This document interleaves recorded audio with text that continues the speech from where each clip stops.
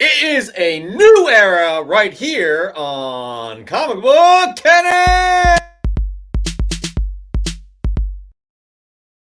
That's right. That's right. That's right. Sunday night. Sunday nights are the canon nights. And we are happy that you are here joining us because our most precious commodity is time. And we love that you spend time with us and we spend time with you. So again, we are very grateful to be here. I'm not going to continue on about this whole Sunday rant without my partner in crime, good friend and co-host of the show, Christopher. It's Sunday night. This is us. This is our night. Yeah. So, I mean, it doesn't feel too weird because we've done two other Sunday shows? We switched. Yeah, but this is the night. We're live on Sunday nights. Yep. So, and I'm just happy that people are here. Like Cable Leland, aka Caleb Leland, Dave Collects, Lee Neeran, who's super excited about Sunday nights because they couldn't join us on Sunday nights, but now or on Friday nights. But again, here we are. Spider Dude 71, good friend of the show, Louis Logic's Triple X. Who else do we got? Nexus Cowboy, Wolf HNF. Thank y'all for joining us. Lowbrow Ephemera. You guys are all great. We love you. We absolutely love you. And we are here tonight. Again, Sunday night. Chris, it's a special night because, again, we hit 1,000 subs last week. Woo! And we're going to start getting rolling here, people. We're going to start getting rolling and show our appreciation to all you fine people out there. Chris, how are we going to explain this? Should we just jump into it right now? Yeah, so, I mean, guys, we're going to be celebrating like all year long. No, maybe not all year long, but definitely for the next coming weeks. Now, we got something special tonight, folks. So I'm going to tell you guys this right now for everyone that's here. We're going to be giving away something tonight. So go tell your friends, tell your cousins, tell your brothers, tell your daughters, your sons, your next door neighbor to hop on the cannon unless, you're like, nah, I want more chance of winning. So I don't want to tell anyone. But we are going to be giving away this beautiful, amazing Spider-Man 800 CGC 9.6 is the Del Auto Virgin variant, guys. Big thanks to good friend of the channel, Joe G, for donating this book as a giveaway. We're going to get into the news and do our standard comic book canon stuff. But after that, we're going to be giving this bad boy away tonight. Now, it doesn't stop there, Jeff, because we have multiple stuff to give away, and this is how we're going to do it. Every single week, starting tonight, obviously, on our show, we're going to be giving one prize away each show. So you have to make sure, in order to have a chance to win, that, of course, you're subscribed to Comic Book Canon. Make sure you hit the notification bell. You want to make sure you get those notifications whenever we go live. And then we'll be giving away one prize every week. So maybe next week, we'll see. We got a signed EGS Gleason version variant of the Carnage Black, White, and Blood #1 that we're going to be giving away. All right. And we also have some CGC 9.8 first appearances that we're going to be giving away. We also have some donations from good friend of the channel, Dan, who has some CGC goodness to give away as well. We also have another amazing EGS book on its way to us that I can't show you right now. But, Jeff, I mean, we have prizes for the next coming, how many weeks? I don't know. I'll take 6 weeks. Not including tonight, actually. But we are the annoying people who celebrate their birthday for a whole month, except we're going to be celebrating for a month and a half, and you guys are going to benefit that. C to the G, what's up? Hey. We're going to get back into this again after the news. But yeah, we're going to be giving away quite a bit. And this is separate from Fresh from the Comic Shop as well, people. Completely separate. So we're going to have an announcement about that too in the next week or two in terms of the new sponsorship. It's good stuff. Good stuff indeed. Chris, should we just get into the news? We got some news. Canon style. We're just going to get into the news because, guys, last week was Super Bowl Sunday as most of you soggy old bimbo. Cheers. I love it.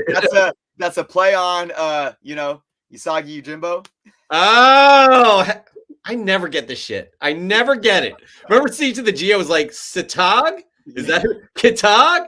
I don't know. Anyways, last week was Super Bowl Sunday. We got some amazing commercials.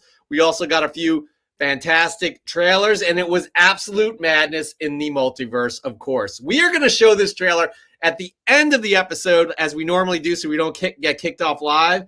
Or if we do, the show's over anyways. But we're going to talk about a few things, and there's actually more than a few things to talk about. Am I right, Chris? Yeah, that's an understatement. Yep. Now, if you guys check out the description below, check it out after the show, because Nerdist did an amazing job breaking down all of the potential Easter eggs that allude to any sort of cameos within the Multiverse of Madness. That's right.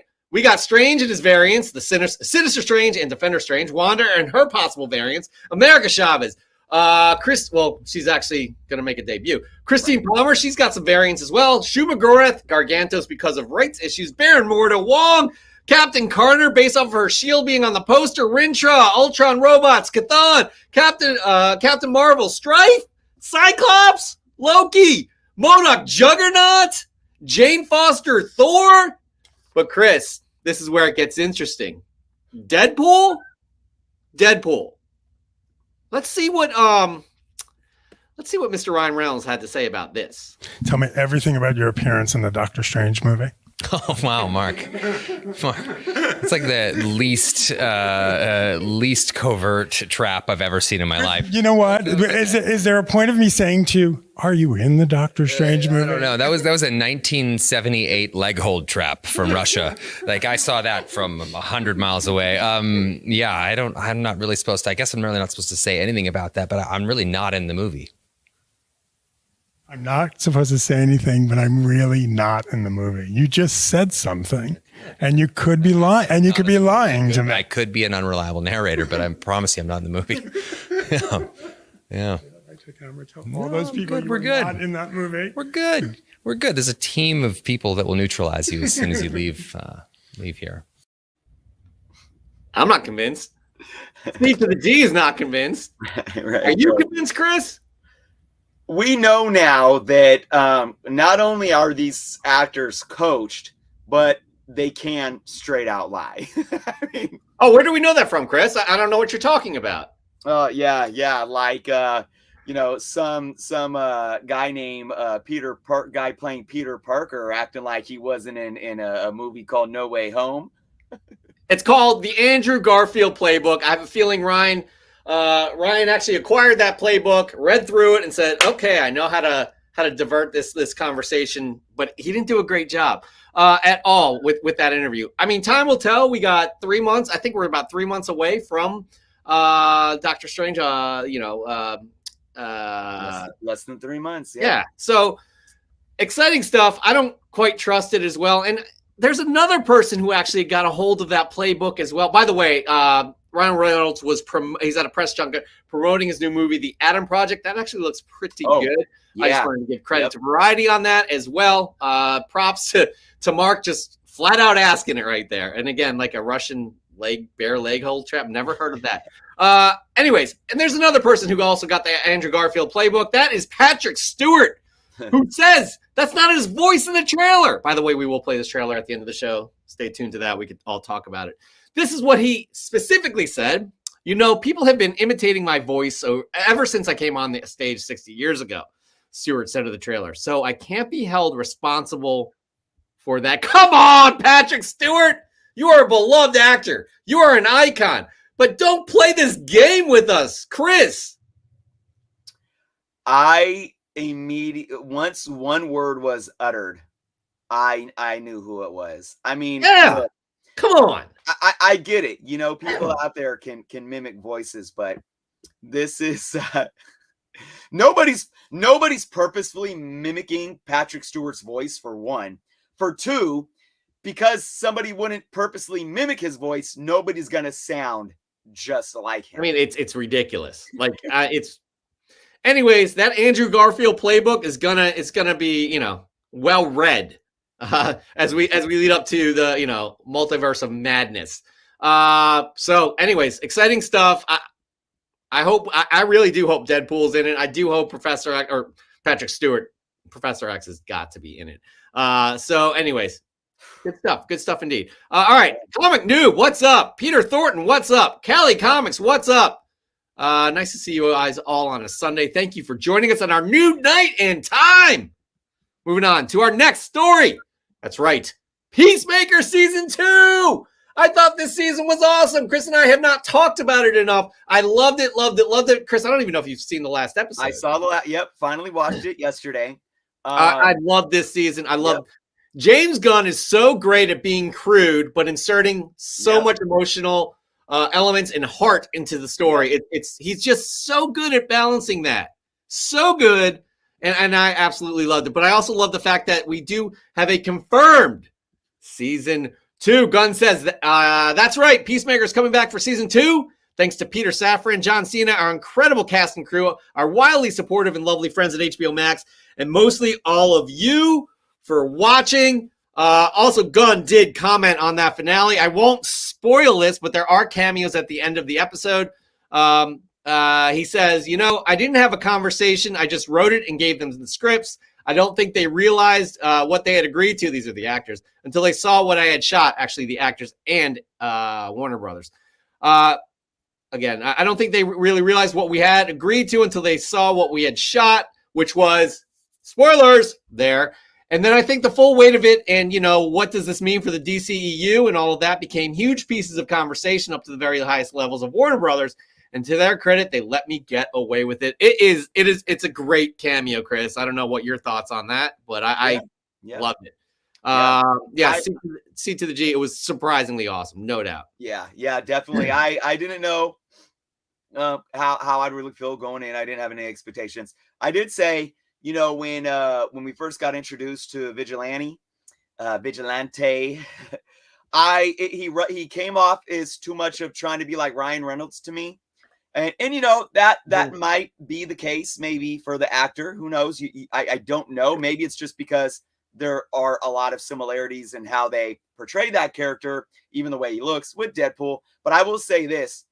Once the mask came off and you started getting to know the character, like that feeling completely went away. And I was just on board with everything that was going on. And it was extremely well-rounded. And I will have to say, I love, the recent Suicide Squad obviously was a silver lining in a lot of the, blips in the scene from the DCEU with Warner Brothers. But I will say, outside of the first Wonder Woman movie, which I still think is my favorite property within the DCEU, this falls right there second to that.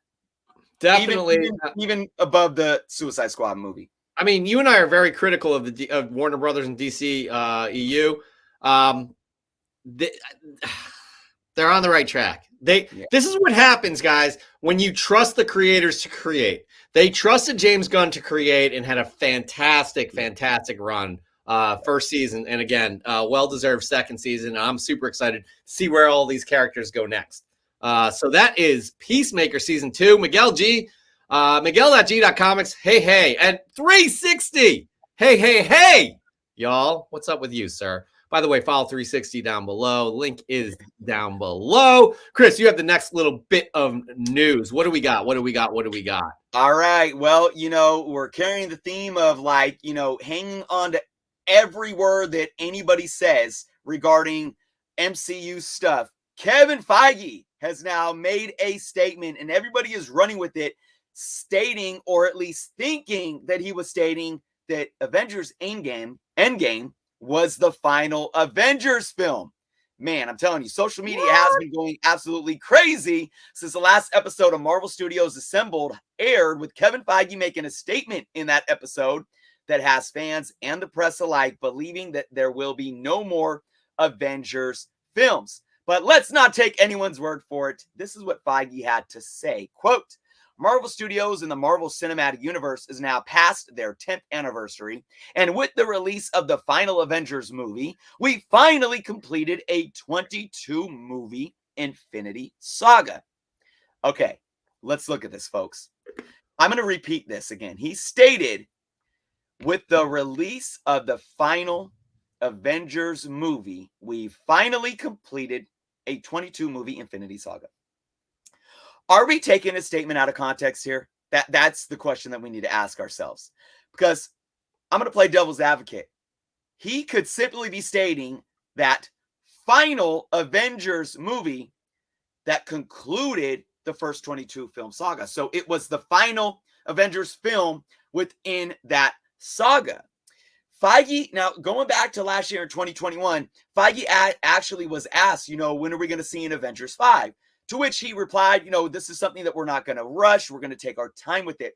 So again, I personally believe, Jeff, I don't know about you, if Feige had no plans to do anything Avengers, he would, when asked that question, he would have came out and said, oh no, we're done. We're going to move on to different things. We're done with the Avengers. Not, oh, we're taking our time. We're going to So, regardless if, we are taking it out of context and he's just simply talking about the incarnation that was the Avengers as we knew it within that saga. I have no doubt in my mind that we are going to get another film that has Avengers somewhere in that title, whether it has a new in front of it or a young in front of it. And simply because right now, the name Avengers, that trademark is what built the MCU. And that franchise is so ingrained and is so popular at this point that for branding purposes, there's no way that they just throw it out at this point.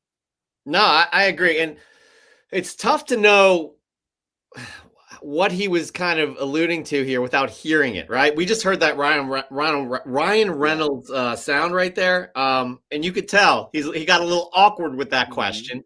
And he was caught off guard with that question. That's just an example of context, right? So I don't know what this context is, how he kind of delivered this as he was talking. But the way I can read this, and maybe this is me being hopeful, naive, I don't know. Let's see what you guys all think. Leave us in the comments there. Marvel Studios and the cinematic universe has now passed their 10th anniversary. And with the release of the final Avengers movie, we finally completed a 22 movie Infinity Saga. I see that as the final Avengers film within that 22 movie saga, right? 100%. That's how I see it, because it's too valuable. If we're talking dollars and cents, it's too valuable of a property to not continue on. Also, if you're talking about within storylines, they are ingrained as the heroes of the world, right? They saved the world. The Avengers saved the world. And you see that throughout all of these, other projects. Hawkeye, they had that when Clint went to go look at that plaque in Hawkeye. It's right there. Like it's ingrained within this universe. So that's how I'm reading it. But again, we need context. I didn't see or hear him say this. I'm with you 100%. But time will tell. I think, look, they took, basically almost 5 years to get an Avengers movie.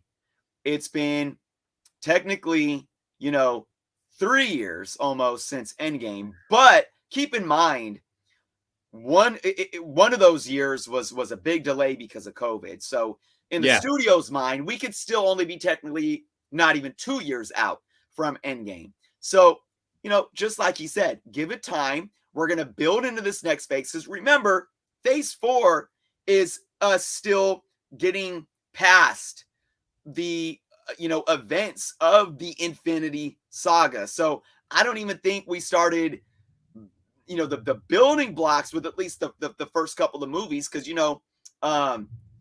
we're being introduced to new characters. And it again, look at Hawkeye. Hawkeye is introducing a new character that's going to lead into this next saga, but it's almost closing a chapter on Clint, right? Where I think Wanda probably is the big setup right here that's leading us into a new saga. And I think we might start really finally seeing that with Multiverse of Madness, where we're going to get a glimpse into what the new saga might be. But remember, only a couple years technically out from Endgame. We might not even know about a big team up movie outside of Fantastic Four. That might be an Avengers film for another 2, maybe even 3 years. Yeah, absolutely. And Nexus Cowboy, I cannot agree with you here. It won't be an Avengers if it's West Coast Avengers. It's Avengers. Doesn't matter what side of the coast they're on, what coast they're on. It got the name.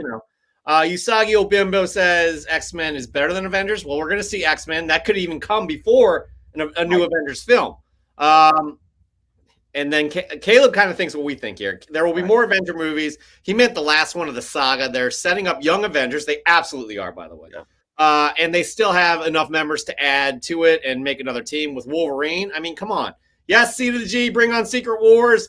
No Mark Lineker, no Great Lakes Avengers, unless it's some sort of comedy. I don't know. Anyways, this is the fun part, guys. We all speculate and kind of we're on the edge of our seats with what these studio heads talk about and say. So it's exciting stuff. But time will tell. We have so many more projects that are on tap before we even know what's going to happen with another Avengers film. And that's a great place to be.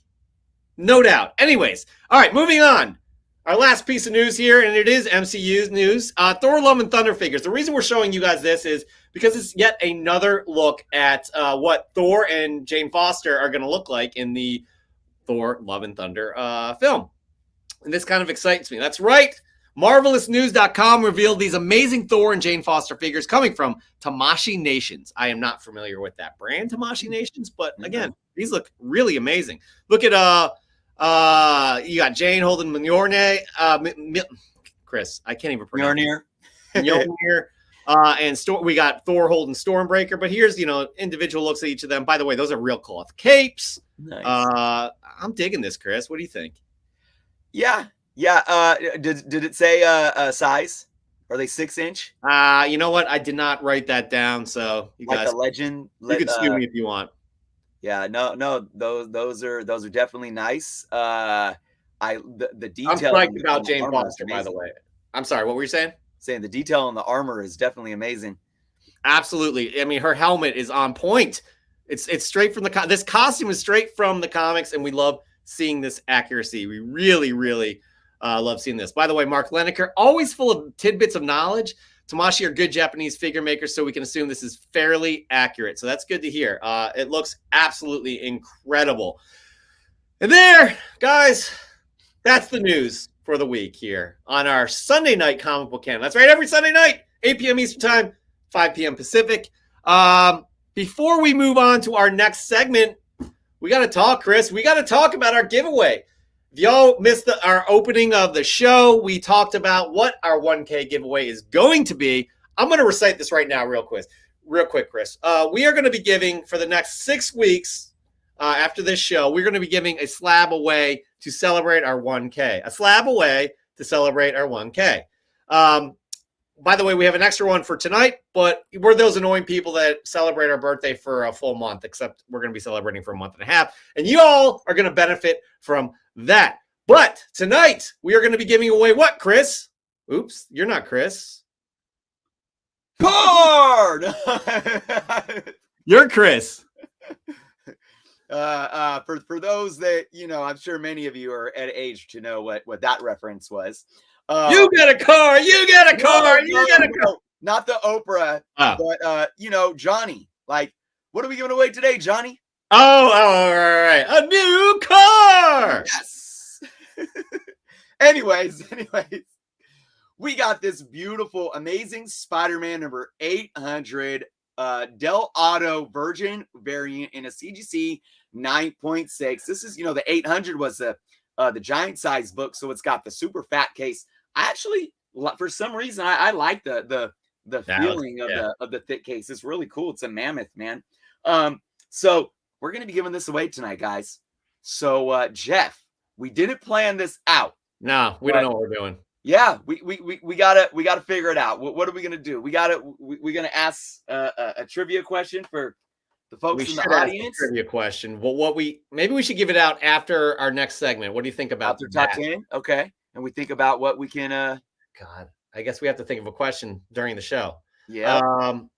But C to the G likes that cover. Dave collects. Yeah, likes that cover. I think we have Dave's link down below as well. Y'all should be following him. Mark Bronikowski likes that cover. So guys, stick with us. We're going to actually give this away after our next segment. That's what we're going to do. Chris, while you're doing your thing, Yep. I'm going to figure out a trivia question. I'm with it. And yeah, that's what we'll do. So our next segment, though, is what we need to talk about. It is the top 10 hottest comics of the week based off of cover prices data. That's right, real data, not Chris and I throwing shit to the wall thinking these are the hot comic books right now. Nope, real sales data. Chris, this list comes out on a Monday. Our show is now on a Sunday, so it's a little bit stale. I'll get to that in a second. But we go through the top 10 hottest comics, and then Chris picks his three most interesting books of the week. Not always interesting, doesn't always mean good, but interesting is interesting. But we want to let you know we are going to be retooling this now that we're live on a Sunday, and it's not going to be based solely on cover prices, top 10 hottest comics. We'll have more information on that, but this segment is going to be reworked a little bit. So just stick with us. Now that we're live on a Sunday, I think it's going to actually be better, Chris, the way we're talking about things. Absolutely. Yes. So you're going to be it's going to be a more in-depth look at what these comic books are doing on the market week to week. Yes. Again, you guys are all benefiting from our work. I saw an amazing joke here. Usagi Bimbo. This is brilliant. Actually, chef's kiss. So what we're giving away, that Delato, Chris, the cover. I see that. Yep. Whoever wins can say they hit Delato. Well done. All right, here we go. Chris, the top 10 hottest comics of the week. Let's just list these off right now. At number 10, we have Star Wars, Darth Vader. Number 6, the first appearance of the Inquisitor. A lot of talk about this. A lot of talk about the Inquisitors being in Obi-Wan, the series coming out in May. Avengers number 53, Black History Month variant. The first appearance of the Red Panther. At number 8, New Avengers Illuminati number 1. And we all know what that's kind of connected to. At number 7, Secret Avengers number 18, the first appearance of the Mr. Knight suit. That is actually 19, I do believe. My bad. At number 6, we have Black Panther. Number 3, this thing is not leaving the list anytime soon, it seems. At number 5, Star Wars, Darth Vader. Number 20, 50th anniversary variant. First cover appearance of Grogu and the Mandalorian, I do believe. At number 4, Spectacular Spider-Man 244, the first appearance of Alexei Kravinoff. Number 3, Amazing Spider-Man 88, the first appearance of the Goblin Queen. At number 2, New Avengers number 7, the first appearance of the Illuminati. And at number 1, Avengers number 53, the first appearance of the Red Panther. Chris, big week indeed. It's all Marvel. It's all Marvel. Marvel's been killing it. I think it was all Marvel last week as well. Yes. Oh, by the way, for those who just joined us, we're going to be giving away a slab after this segment. You may want to stick around. All right. You're going to get to work. I'm going to try and find a trivia quiz here. For sure. So we got some carryovers from last week. Obviously, the big news, if anybody is even on social media at all, this Multiverse of Madness trailer during the Super Bowl has just caused a frenzy. It's nuts. So, but I got 3 books here. My first my number 3 pick is Black Panther number 3. The reason why I wanted to pick this book was to really look at what it's been doing. It's been on the list for a few weeks now. It went crazy. It went absolutely crazy, hitting $100 raw. And so I'm here to give you guys perspective on how it's managed over the last week. And it's definitely dropped, roughly averaging about $40 for a raw book now, with the high raw sitting at $47 for the last week. So again, when we talk about these things, and this is what I brought up a couple weeks ago, Jeff, that, we have to be not so reactionary with these things, because sometimes if we miss the boat and we allow ourselves to say, okay, let's just wait and have some patience, stuff can come back down. And I think the reason why this is coming back down, obviously, is because we were so reactionary. Now, I'm not saying that something can't drive this book back up. If anything, pops off with Tosin and showing up in the MCU or something like that. But you got to look at all the variables involved. And if something is popping off and blowing up because of pure speculation, or if you can actually quantify, so to say, that, you know, the data behind why we're specking on something. So, for example, the Madam Web news, and when those book got hot because we got a casting for Madam Web, and it was Dakota Johnson, a 32-year-old woman, a younger woman. She has kind of auburn tit hair, and then people are looking at Julia Carpenter instead of the original Madam Web. So when people get on the hype train or the spec train for that, at least there you can look at all the data involved, all the various variables involved, and say, there, you know, you can weigh it all out and spit it out the other end, saying that there is probably a high chance that this is the route they're going. And if they don't, because we know that Sony and Marvel, with the Marvel properties, they have so many characters to utilize, and we know that they like going with the younger generation of characters as well. So even if they introduce the original Madam Web, maybe Julia Carpenter will still come at some point. You look at all these things, and it can allow for a more feasible understanding of what's going to happen with these characters in live action, and if these are the reasons why we're specking on them. With this, there's nothing tangible there. There's nothing tangible there to say this character is going to be a player in the MCU. And after the emotions, you know, ran high, now we're kind of on, you know, we're on our come down, and that's why the book is, you know, now going for half of the high that it hit in the previous week. Is this book gonna still, you know, keep a solid value? I think so. I don't think it's gonna drop, you know, super low or be, you know, back down under $10 anytime soon. It's still moving units, of course. So I'm gonna be definitely following this book over the next few weeks as well. All right. You know, I didn't get to pay attention that much trying to figure out a good trivia quiz for our giveaway. Our spontaneous giveaway, we swear. Chris, I put it in the private chat. Let me know what you think. I'll, you know. Anyways, but yeah, so I really don't have that much input other than the fact that Tosin. Yep. That's it. That's all I got right now. That's all you got. That's all I got. All right, but moving on. What is your second most interesting pick from this list, Chris? What is it? I got another book. You got another what? I got another book. We're plotting our giveaway question. Okay. Book number 2. Book number 2. I actually have book number 2. Yeah, buddy. It's Grogu. Woo! Darth Vader, number 20, the 50th anniversary variant. So I wish I ordered 5, 10, 20 of these books right now. I'm glad I got mine. And the reason why I got it is because I collect all of the 50th anniversary variants. And what do, guys? What do? I buy them 3 months in advance on my previews orders. You can do it, folks. You can do it. Stay ahead of the curve. Anyways, I'm very happy to see this book on the list. Jeff, we've been, or at least I could speak for myself, saying I've been fairly critical over the last few weeks about how people have been speculating and FOMOing out. Mm-hmm. I'm guilty with this book too. I said this last week. I paid $15 for it. I don't know why. Yeah. But again, hey, look, if I didn't get this book at a cover price or cheaper, I'd pay $15 for it.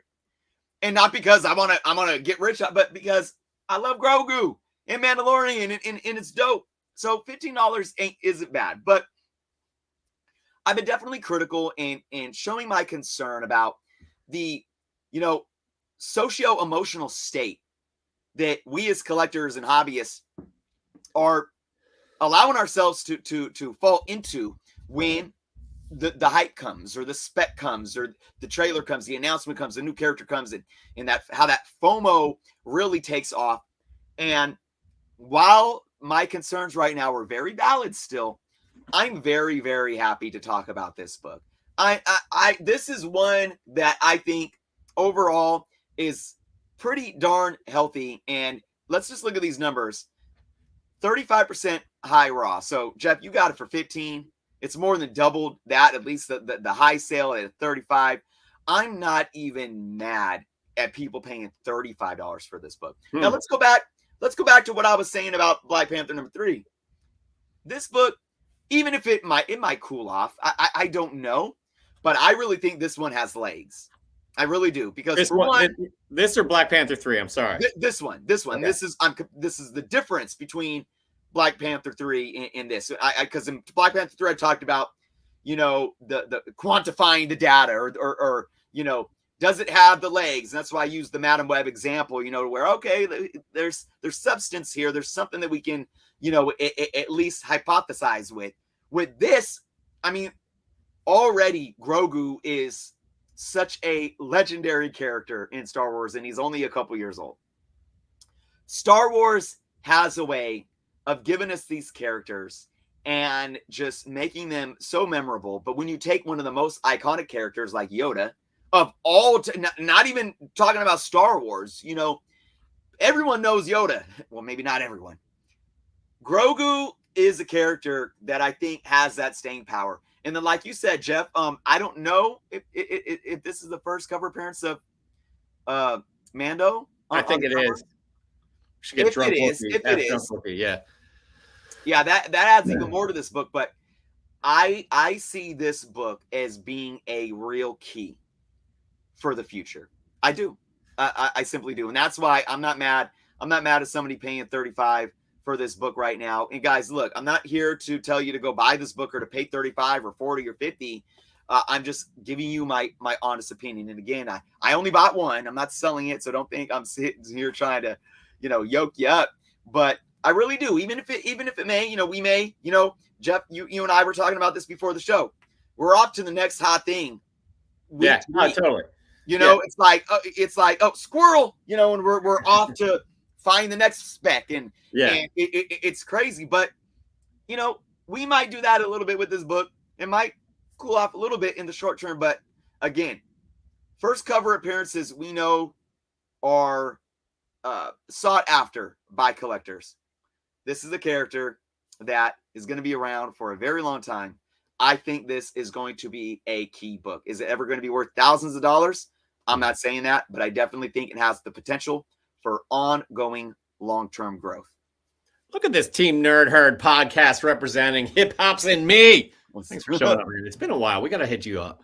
By the way, 360 Comics yesterday got it for $4 on the 3 Men in a Basement comic crawl. That's impressive. And let me say something here. And I know, Mark, listen, I would give myself shit. I did give myself shit that I paid $15 for this book. I did. But here's what happened. I ordered it on FOC, the day of FOC, when the image was released, the 11th. And 2 days later, my order was canceled. I was like, So I had to go out and did what I had to do.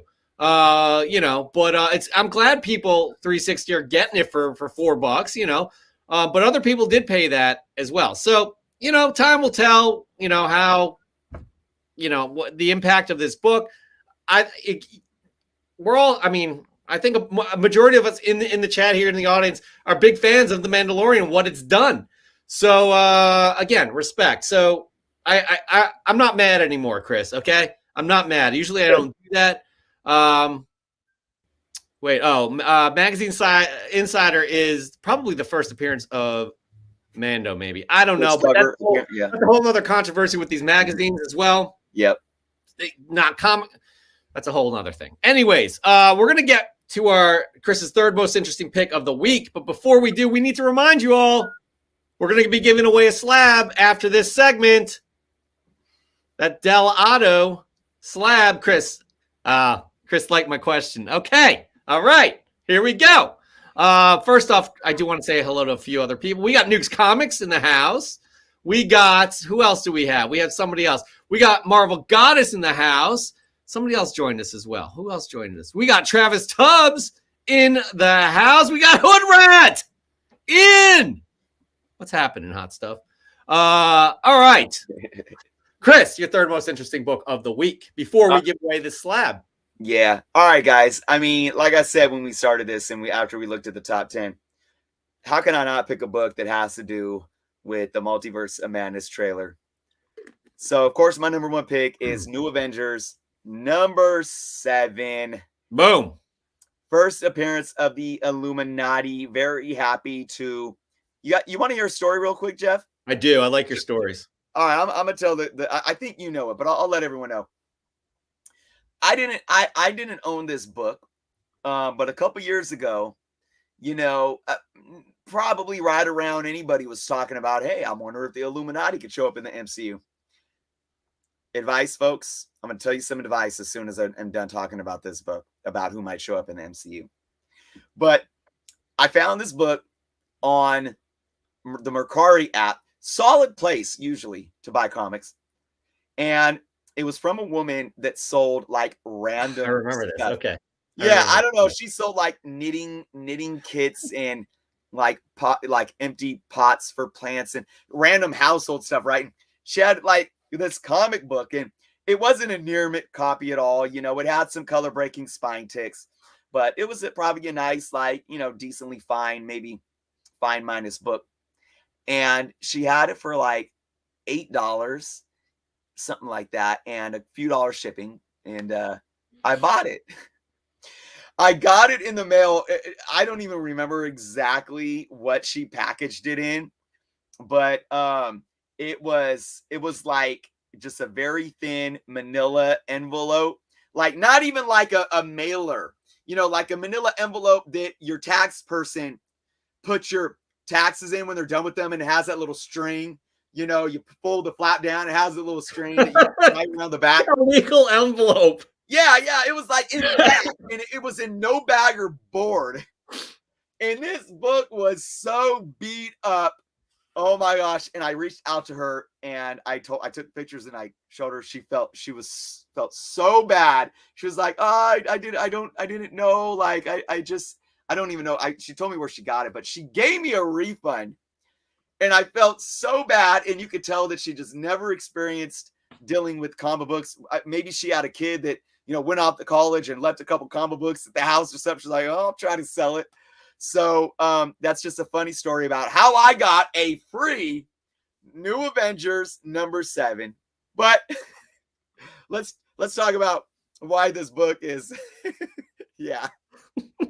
Let's talk about why this book is on the top 10. First off, folks, it's going for over $100 raw now. Of course, higher grade, not my copy.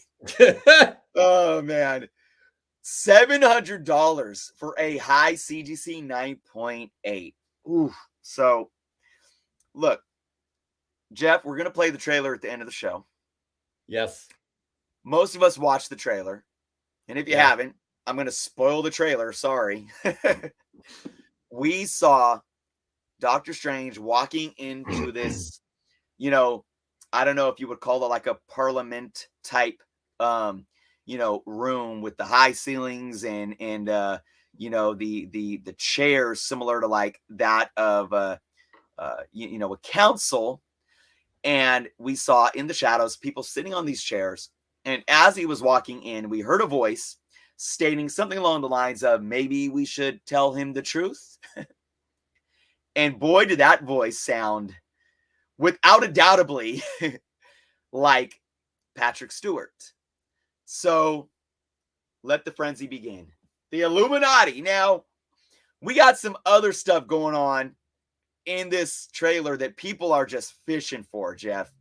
But when it comes to the Illuminati, I think that that's probably the most feasible spec coming out of this trailer. What do you think?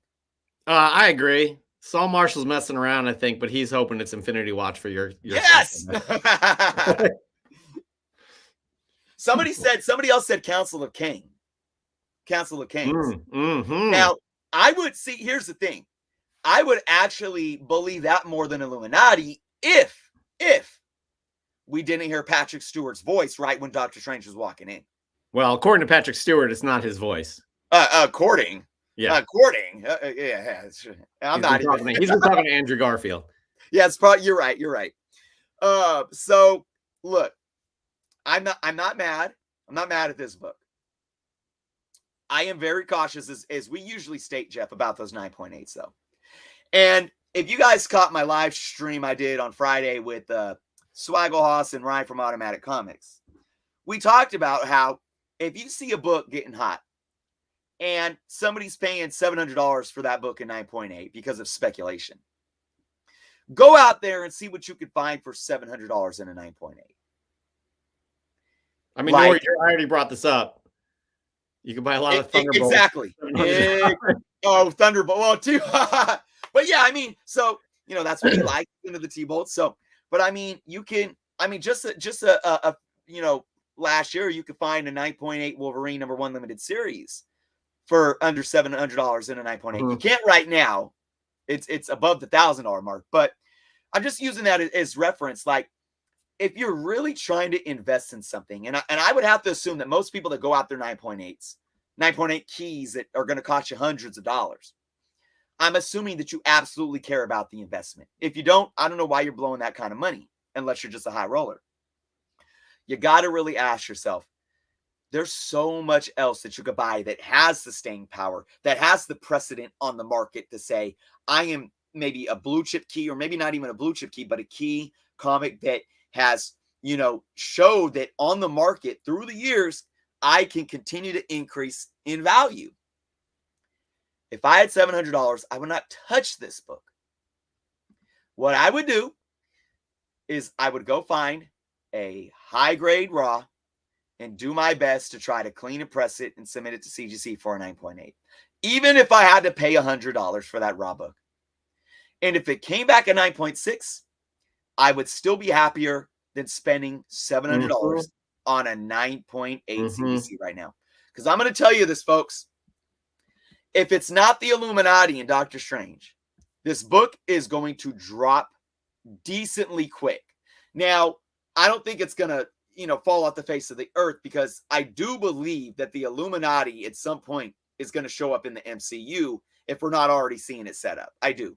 But if they don't show up, if that isn't Illuminati, or at least introducing more of us saying, yep, this is going to be the Illuminati, this book is going to cool off. Just be careful, folks. But I want to end on this note, Jeff,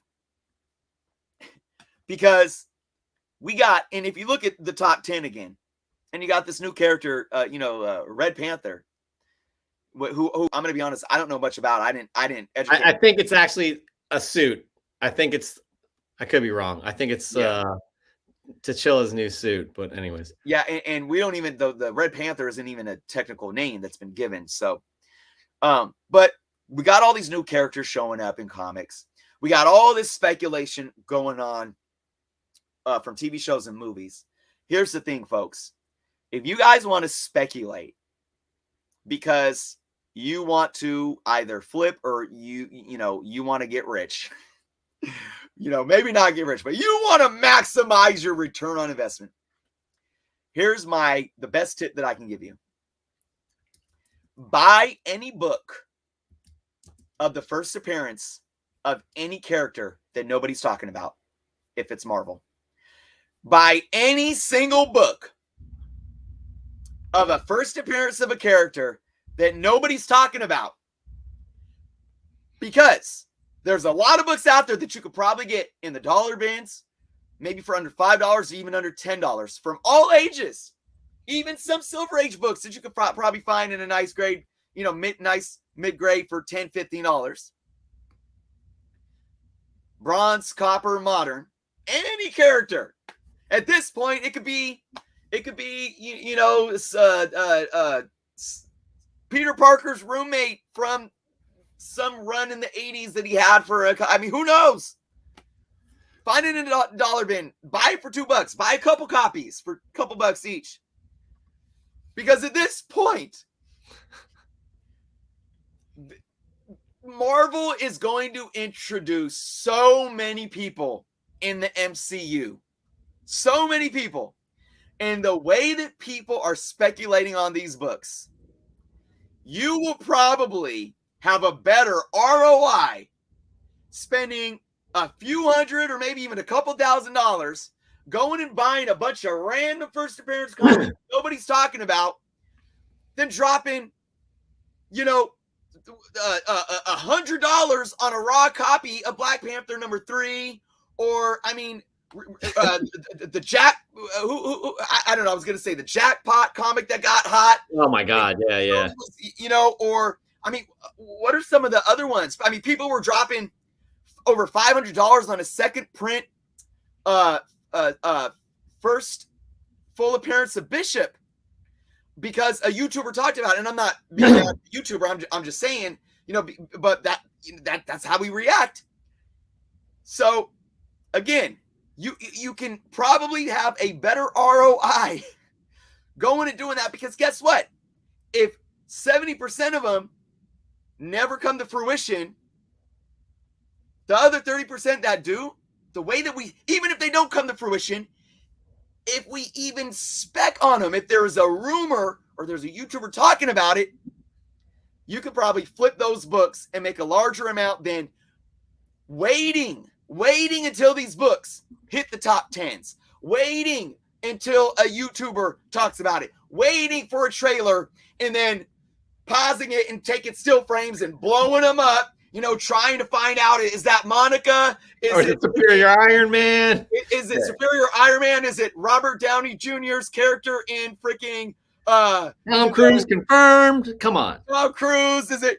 Oh my goodness. So, it's just, it's absolutely crazy. So with that being said, guys, go buy 20 copies of Simple Simon's first appearance.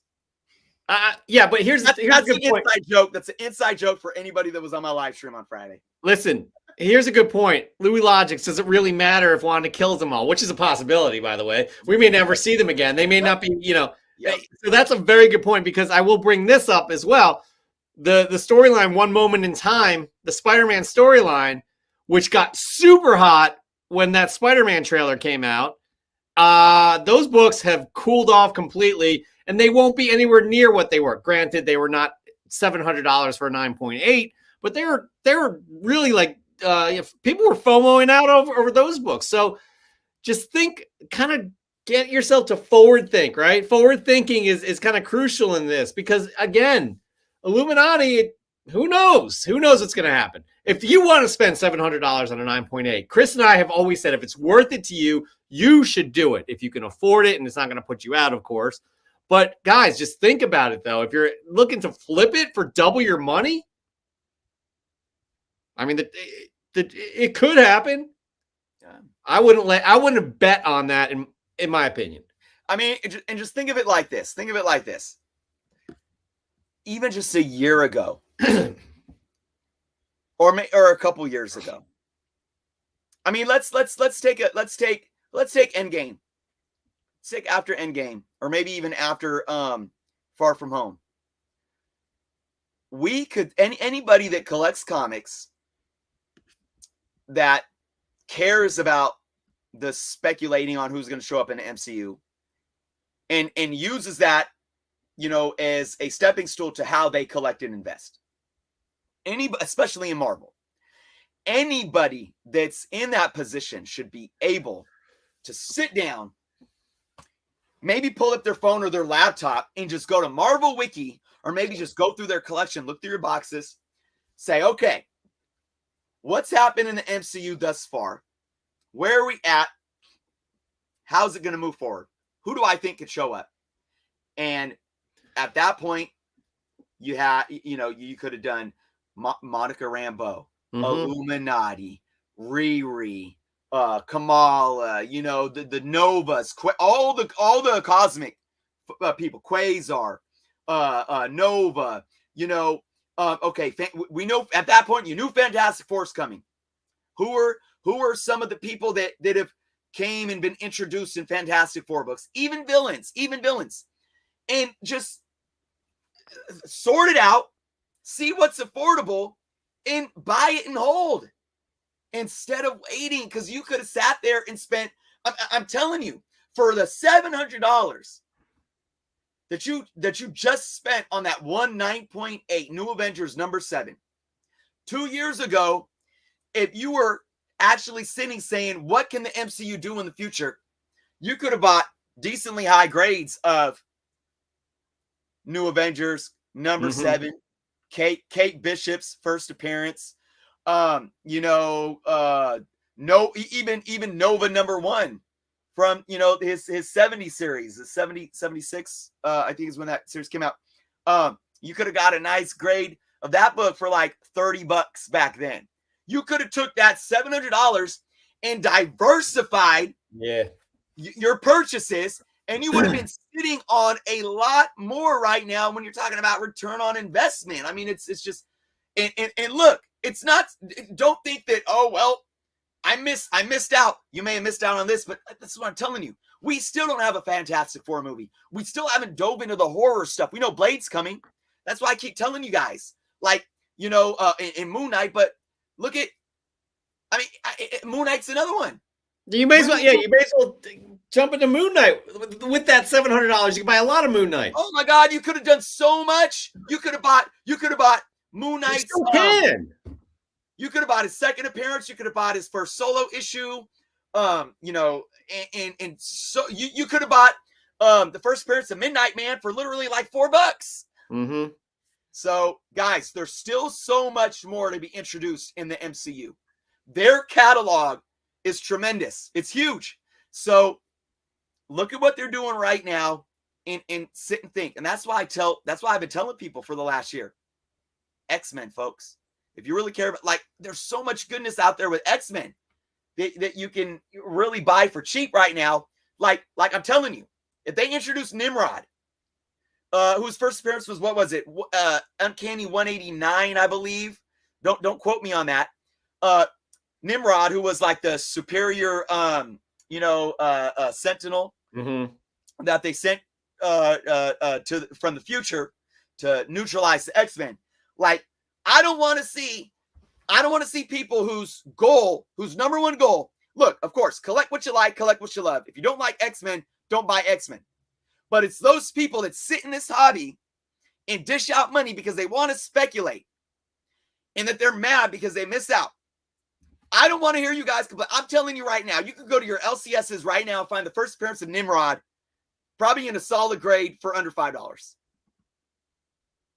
But when we get rumor or speculation or a trailer, or we see Nimrod in the MCU and people are paying $400 for his first appearance and a 9.8 and the raw copy is going for $40, $50, $60. I don't want to hear it. So, yeah. All right. We've said enough on this subject. Like, honestly, I'm going to end it right here because that is your top 10 hottest comics of the week.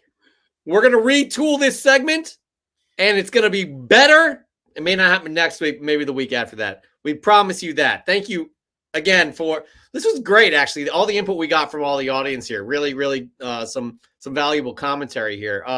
And this is a community kind of doing good, telling people not to spend $700 on a 9.8 for the Illuminati, who we don't know.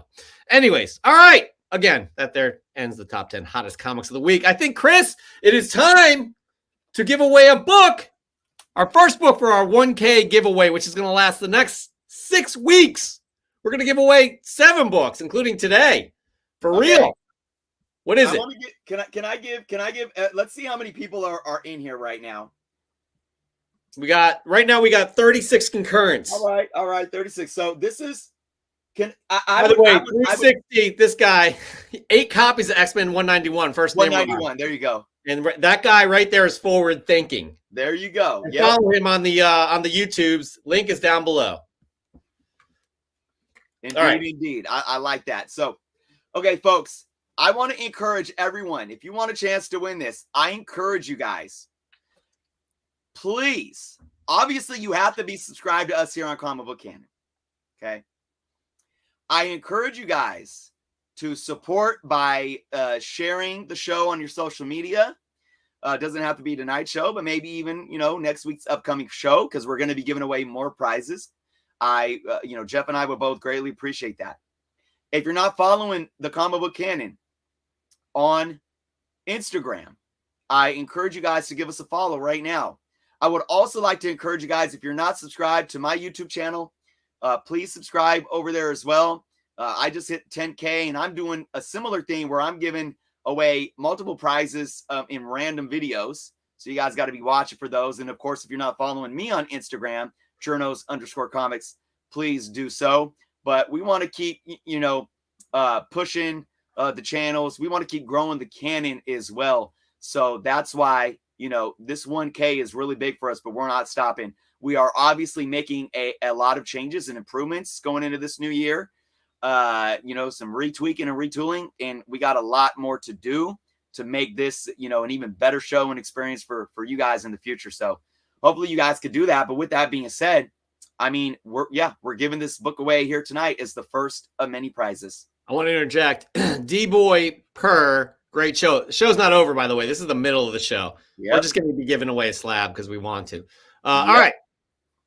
Let's give another look at this slab. Look how beautiful that it is. So this is the Amazing Spider-Man number 800, the giant size book that has the extra thick slab. It's nice. I like the thick slab. This is the Gabriel Del Otto Virgin variant. Let's see. Death of Flash Thompson, slot story, obviously. And then here's the back. 9.6 gorgeous cover. Pages.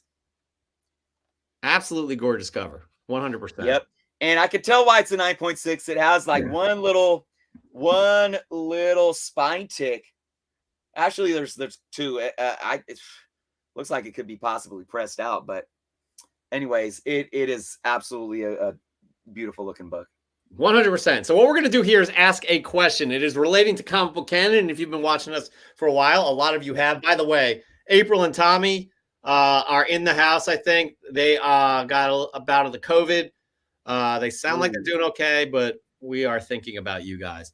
All right. But this is a comic book canon related question. Okay.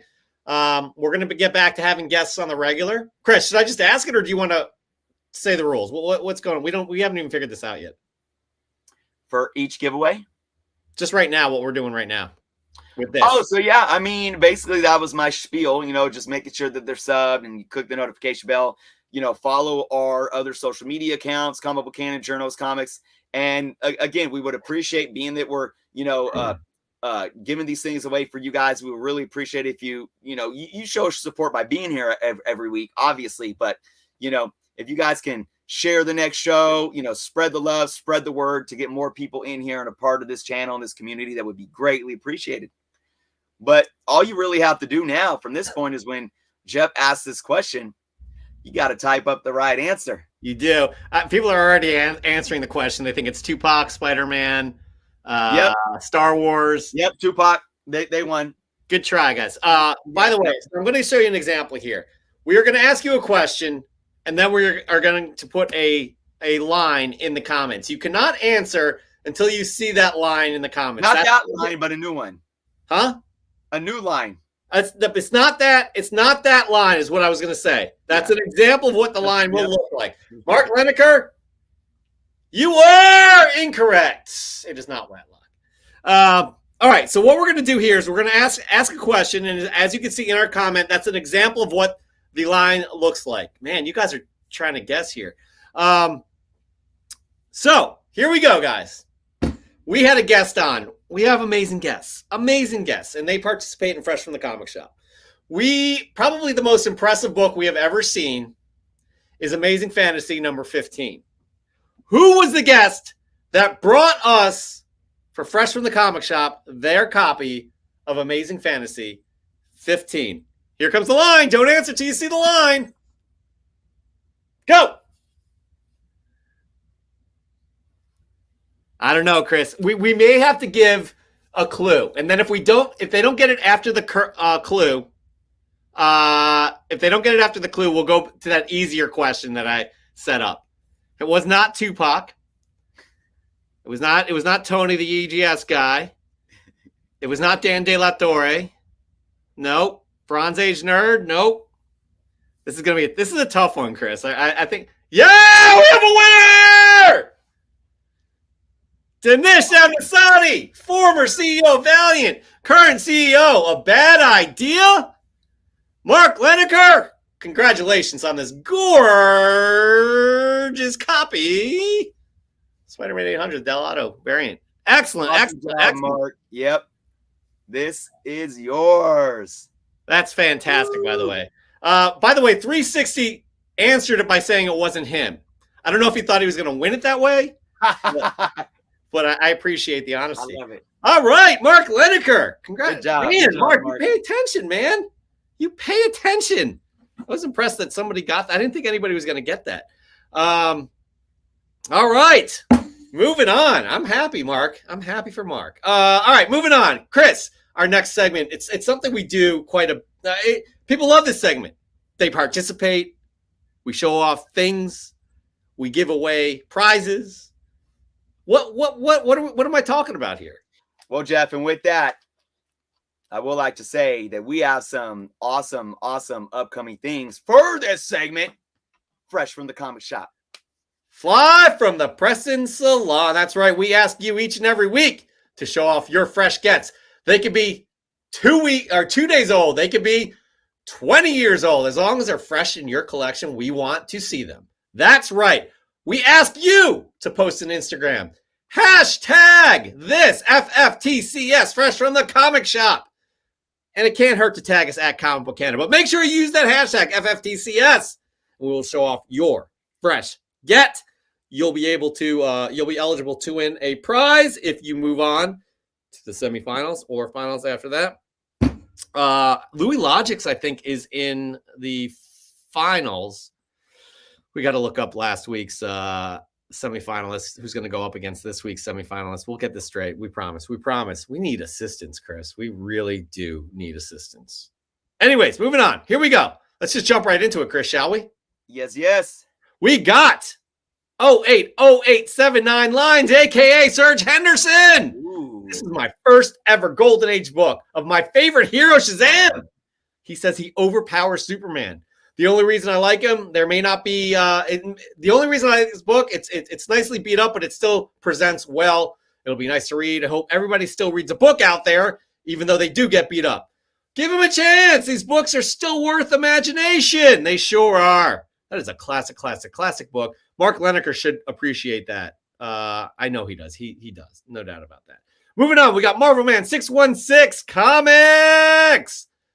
America #1 in CGC 9.8. There are only 20 copies on the CGC census at a 9.8 grade. Variant cover art by John Tyler Christopher. Action figure variant. Comic shops were required to order the standard cover to this issue in quantities totaling 250% of Ultimates 2, number 2, to qualify to order this variant. Thank you, Mr. Long Short, for dropping the spec on this book. That's a fantastic book, especially with what's coming down the road with Doctor Strange 2. I am not a fan of the action figure variants, but that one, that's like I don't know what it is. I mean, the colors pop. That's the best action figure variant I've ever seen, in my humble opinion. It's awesome. It's awesome. I love it. I love it 100%. By the way, Louis Logix has a question. Louis, hold on. Who is my opponent? We don't have that yet. It's going to be the. We got Louis and E. Marvell. No, he beat E. Marvell. He won. Oh, okay. Louis in the finals.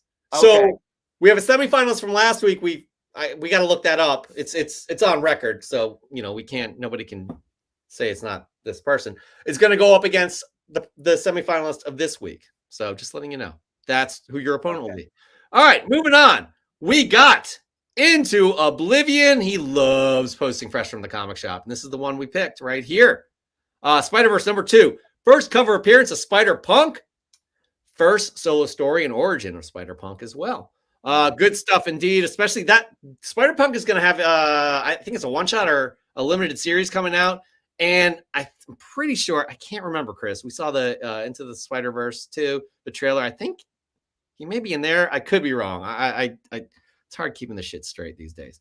Brian P. Meister. Hi, guys. I previously posted as Aussie Fan BP. This is what I got this week. The Hot Thorns Women Without Fear cover. The first appearance and cover of Kraven's Daughter.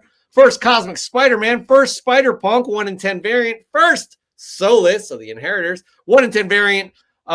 First Leopardon, 1 in 10 variant. I'm doing my best to cover the gambit on Spider-Verse first appearances. My little buddy Cappy Picard is showing off his high-grade Uncanny X-Men 164 with the first appearance of Binary. Acquired to go with this Captain Marvel 35 set. That's a lot of stuff, Chris.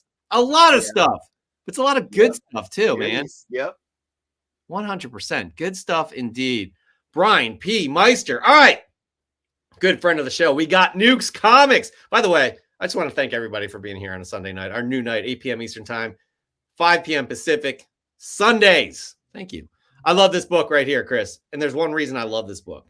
It is Thing number 1. He says, I picked up Thing number 1 from July 1983 from Keith's Comics. Thing has always had a special place in my heart since I was a kid. He gave up the most as a Fantastic Four member. That's true. Here's why I love this book, Chris. I love John Byrne. We talk about this all the time. I'm pretty sure you love John Byrne as well. Yeah, I do believe I have that whole run. Oh, really? Very underrated. Well, especially when we get Fantastic Four in the Marvel Universe. Thing is going to be, honestly, God, I can't wait till we get a Hulk first Thing. You know what I mean? Oh, my God. I hope we get that. I hope we get it. All right, moving on. Sicilian Comics. This guy brings some unique books to the table. Shit. We forgot to say what the criteria is. Guys, we want to look for a well-composed shot. Get creative. Get artistic with your shots. We want, get a unique book. This like Sicilian Comics. We're about to see that. Also, tell us a story. What does this book mean to you? Because it could have sentimental value. It could be like something that's, you see everywhere, but as long as it means something to you, it'll mean something to us. We love hearing those stories. So that's the criteria. We're going to remind you again of that. Unique book, Chris, right here. Die Franzischen Veer. It's a German reprint of First Galactus, First Silver. Is it the first Silver Surfer? No, not first cover. Second Silver Surfer, first full Galactus. Yep. So that is really, really cool. The German version of this. Good stuff indeed. Sicilian. By the way, he's showing off his Fantastic Four 49 right besides it. Show off. Whatever. Next up, we got Son of Comics. We all know if Son of Comics approves, he's got a Red Hulk in the foreground. And what do you know? Red Hulk in the foreground. Future State, Wonder Woman number 1, Matt Taylor variant. First appearance at Yara Flor. I'm dropping some of my favorite Wonder Woman covers. He did. He dropped a whole bunch this week. Chris, I decided to go with this one. I really like this cover. And I'm a believer in Yara Flor. I'll tell you that right now. Dude, I can't believe I've never seen that before. I need it. It's gorgeous. That cover is gorgeous indeed. All right, Chris, your first fresh get of the week. What is it? Did you forget your book? I'm gonna be on the hunt. So it was hard for me to pick this week. I have like more than 3. Actually, where are my other ones? Come on, there they are. There they are. You know what? I'll go with this one. Since I'm coming after Son of Comics, and I really love that Yara Wonder Woman. By the way, Jeff, I picked up another little collection this weekend. Yeah, buddy, I'm getting addicted. But the thing is, I got to start selling. That's the hard part. I'm breaking my bank buying the collections, but anyways, that's just a little plug to find me on Whatnot. Hey, at least it's fun. I got an awesome Silver Age 12-cent Wonder Woman number 141. Ooh. Yeah, buddy. Look at that. Love me some Wonder Woman. That's right. You had a nice little outing this week, didn't you? I did. You got a ton of books. And was that part of that outing? No. Remember there was one, a couple weeks ago, and that's what I was showing off from the last couple of shows. But then, so then I got a new one that I picked up on yesterday. It was yesterday. I'm like, can't get my day straight. So excellent. That's an excellent pickup right there. Really, again, you've been picking up a lot of DC. People know us for our Marvel love, but we do love DC, guys. We absolutely do love DC. Who's up next? Comic Demon. Here we go. Look at these fresh gets. Comic Demon found some cool flea market finds doing some back binning. I love his term back binning, by the way. So at the first stop, the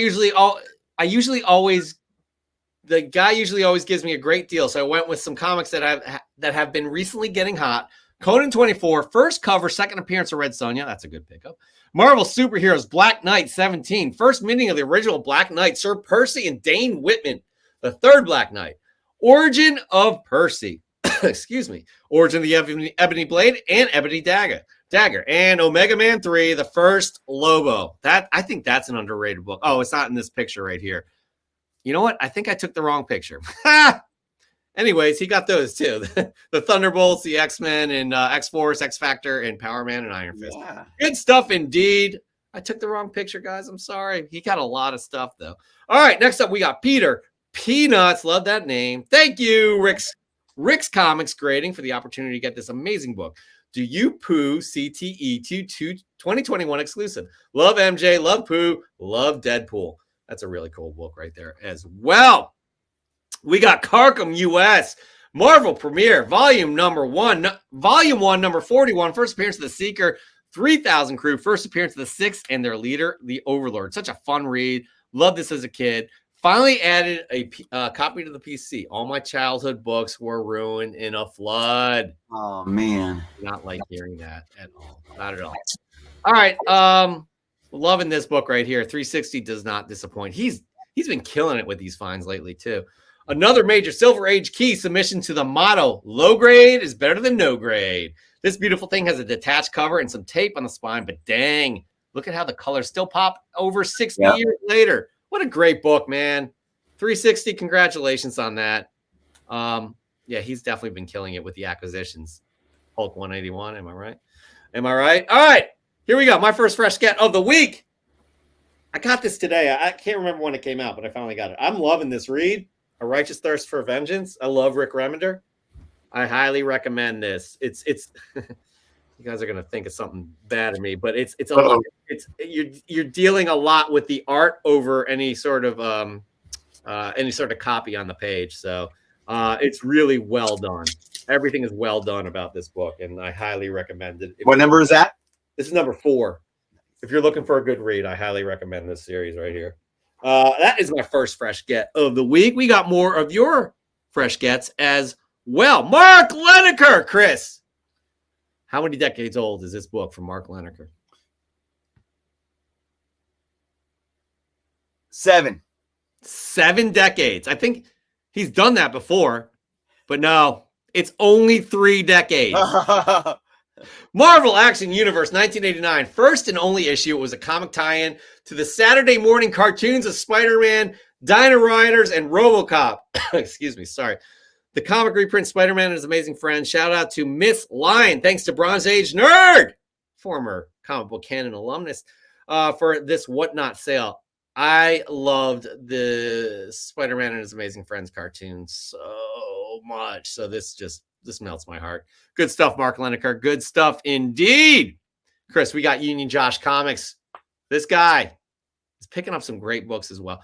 Yesterday marks the end of a little journey I've been on for the last couple of years. When lockdown started, I felt I should do something to keep me occupied. So I decided to start collecting properly.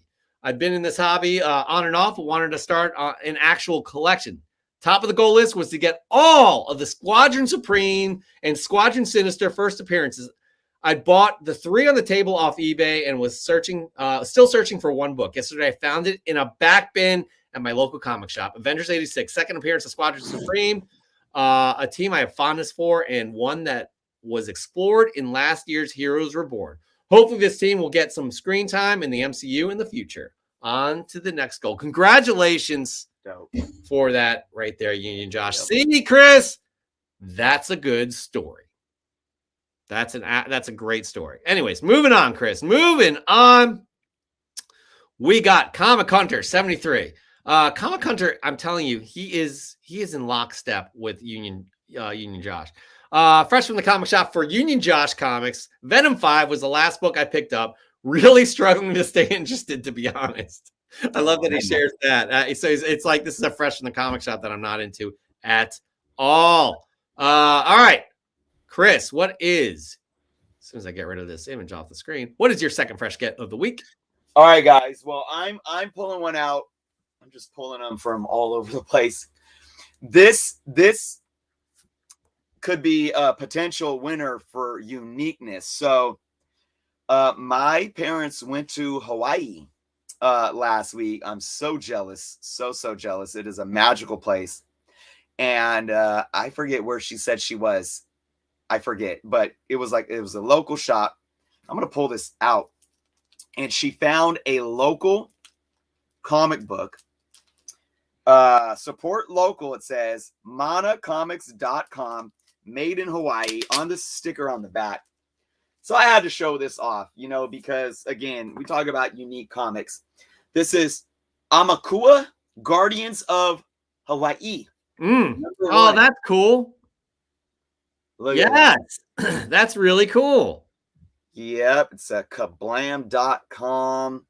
Is that the publisher, Kablam? Yep. Some nice art and colorful pages going on. Beautiful, in here. man. So, really That's cool. cool.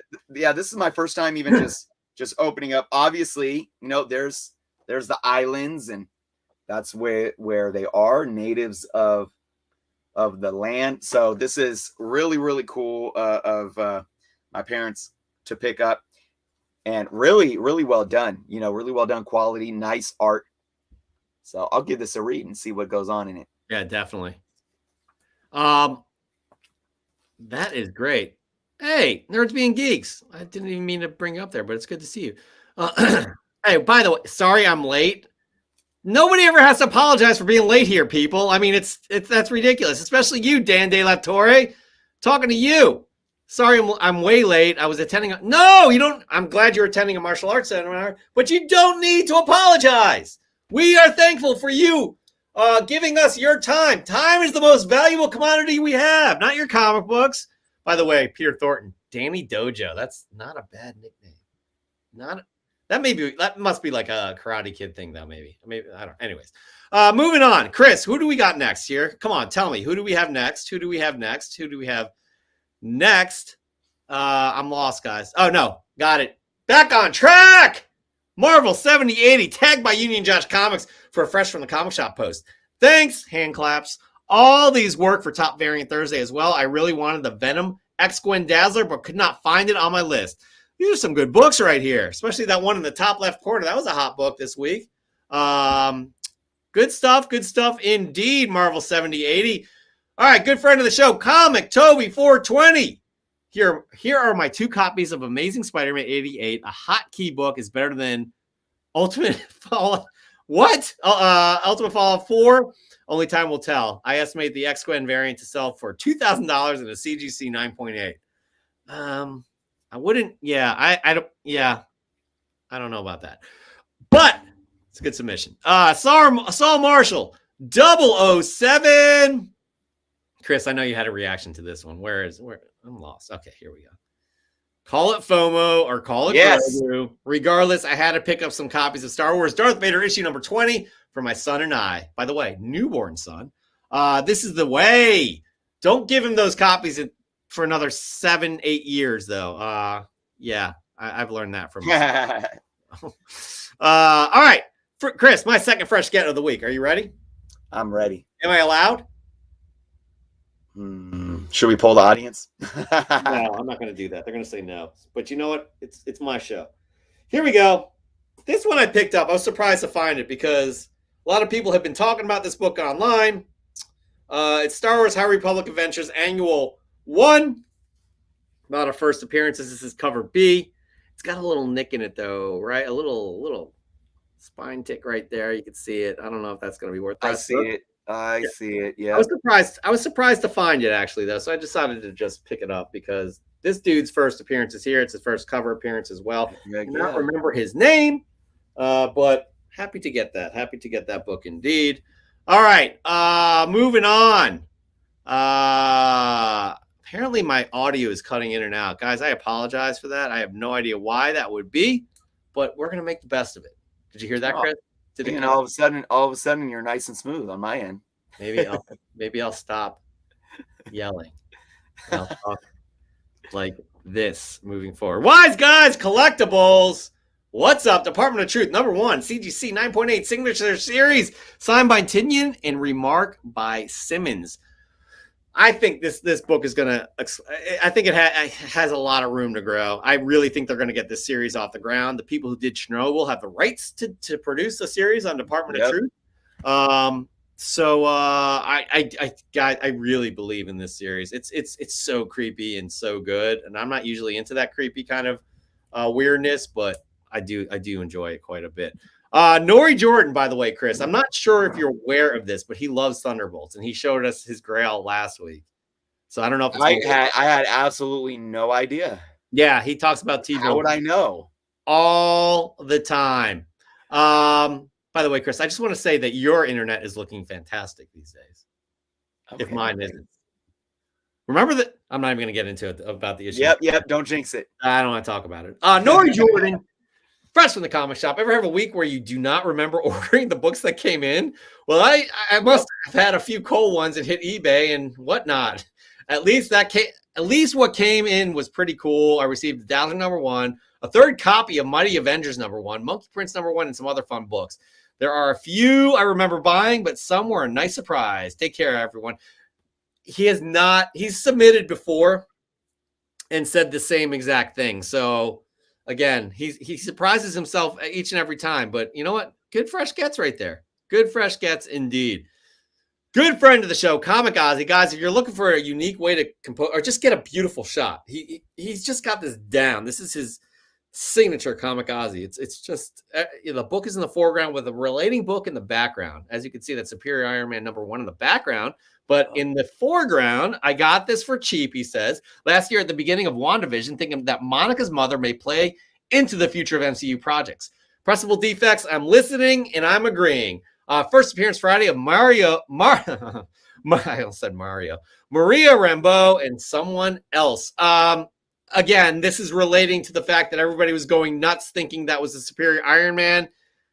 It looks more like it could be Maria Rambeau than a Superior Iron Man. Maria Rambeau actually as Captain Marvel. People are speculating on that, a variant of Captain Marvel in another, timeline. She may have become Captain Marvel. So that's good stuff right there. Absolutely. Who else do we have? We have DMAC Art. Got a sweet pickup the other day. Went to Penticton. I'm not sure what that is, to buy a tool belt. Turns out got the belt for free from the guy. Took that money and bought some killer books. So stoked to own this Dr. Doom book now. And the girlfriend got me this super awesome Master of Kung Fu comic picture. So much awesomeness going on in this picture. I have to agree. That's great that you got the tool belt for free and then you spend money on the Doom book and you got some other stuff from your girlfriend. That's good stuff, man. Good stuff indeed. By the way, I'm not sure if y'all know this, but Louis Logix loves him some Doom, and his avatar is the same book right there. All right. Yeah. Chris, your third fresh get of the week. What is it? Oh, man. So many different options. I thought I'd show this one, and I took it out of the bag. So this is one that was in yesterday's pickup, and what I really like about it is that it's like near mint.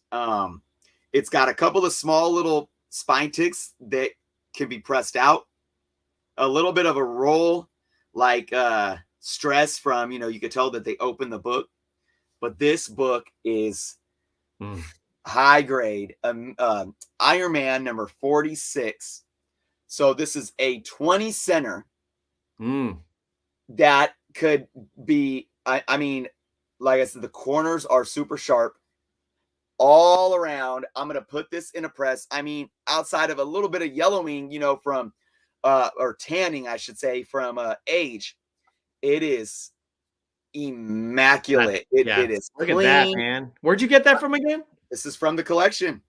Oh, okay. That is just perfect. It's got, like off-white pages on the inside. But again, I mean, look at this cover. Like, I don't know if you guys can see that spine is just so, it looks brand new. From like, what is this? This is, I think, 72. That is a great fresh get, Chris. No 72. doubt. Just good stuff. I can't wait. This might be one. This is the death of the guardsman, but the guardsman, not really a big character, but who knows with these days, right?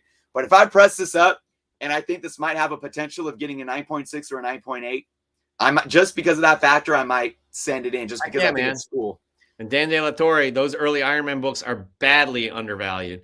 By the way, hello, Viper Guts, better known as Viper GTS 75. Thank you for joining us. I like just saying Viper Guts, even though that's not the name. So, all right, moving on. Moving on. Who do we have next, Chris? Who do we have next? Oh, we got Raw Dog. Raw Dog in the house.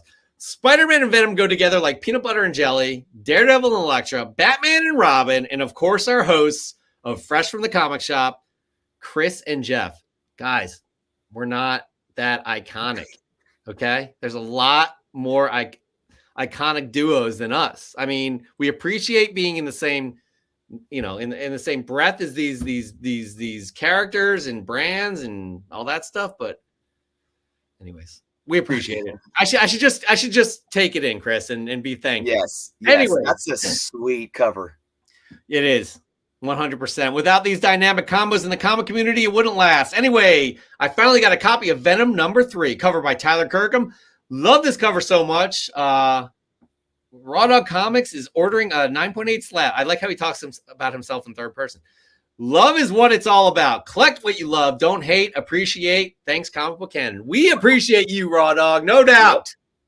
Keep hanging out there in St. Louis with your fried raviolis. I think that's what you eat in St. Louis. Fried raviolis. I'm down with that. I fry my leftover spaghetti. Oh, shit. I've never done that before. I got to try that. I got to try it. All right. Moving on. We got this guy, E. Marvell, man. E. Marvell. He's got to have, it's got to be like a black light in his room. Whoa. He gets again, another guy that takes some really cool, unique pictures. Take note, people. Take note. E. Marvell, 1 of 1,000 copies, Venom #1 by Al Ewing and Ram V. So much speculation in this issue. This pickup from Donny Cates will be one for the ages. I thought King and Black was the best Venom run ever, but this team of V and Ewing will give it a run for its money. Those are some big words right there. Wow. But I'm glad you're enjoying that, no doubt. Yes. Yes. Now I'm not saying this. I'm not saying I would pick this as a winner, but we know that he was picked earlier this month, but he lost. He lost. He's eligible. Okay, yeah. I mean, that's definitely a looker right there, I would say. He does it every week. Multiple times, actually. We have to pick which one to take from him. He does it multiple times. All right, moving on. We got Bobzilla, the real King in Black and the best there is at what he does. My spirit animals and 2 of the goats. Black suit, brown suit. Enough said. Bob. Nice. Chris, please take note of the positioning of. Yes. It's exact. It's exact.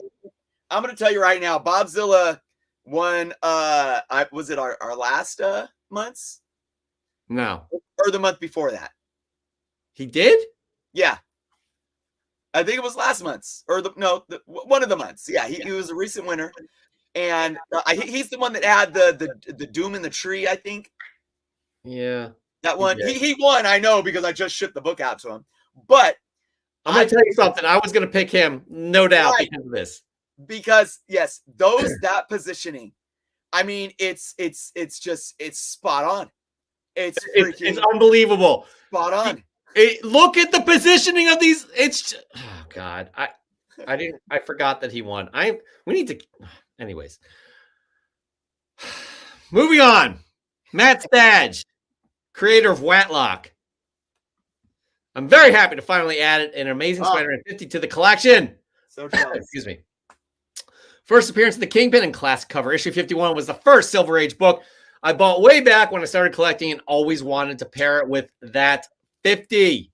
I did not get a deal on this, he says. You can look up the fair market value and you'll know what I paid. Well, you know what though? If it was worth it to you, we applaud you because that is a great pickup right there. Good stuff, man.